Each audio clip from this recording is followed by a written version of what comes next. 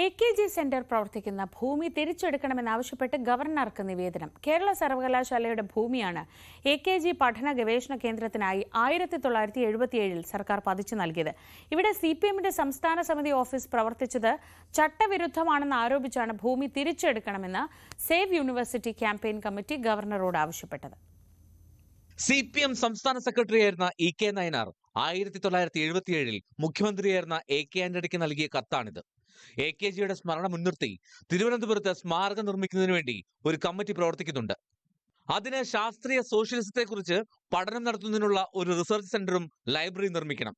അതിനായി gas house ജംഗ്ഷനിൽ university ഓഫീസിന്റെ തെക്കുഭാഗത്തുള്ള സ്ഥലം അനുവദിക്കണം. നയനാരുടെ ഈ കത്ത് പരിഗണിച്ചാണ് സർവകലാശാലയുടെ 34 സെന്റ് സ്ഥലം മുഖ്യമന്ത്രി AK ആന്റണി CPMന് വിട്ടു നൽകിയത്. AKG പഠന ഗവേഷണ കേന്ദ്രം തുടങ്ങിയെങ്കിലും പിന്നീടത് CPMന്റെ സംസ്ഥാന സമിതി ഓഫീസായി മാറി. ഔദ്യോഗികമായി ഒരിടത്തും സംസ്ഥാന സമിതി ഓഫീസാണെന്ന് CPM പറഞ്ഞിരുന്നില്ല. ഇപ്പോൾ സംസ്ഥാന സമിതിക്ക് പുതിയ ആസ്ഥാനം വരുന്ന പശ്ചാത്തലത്തിലാണ് ഗവേഷണ കേന്ദ്രത്തിന് നൽകിയ സ്ഥലം തിരിച്ചെടുക്കണമെന്ന ആവശ്യമുയരുന്നത്. AKG സെന്ററിന് ഭൂമി അലോട്ടുമായിട്ട് ബന്ധപ്പെട്ട ഫയലുകൾ സർവകലാശാലയിലോ ഗവൺമെന്റിന്റെ ആർക്കൈവ്സിലോ ഇല്ല.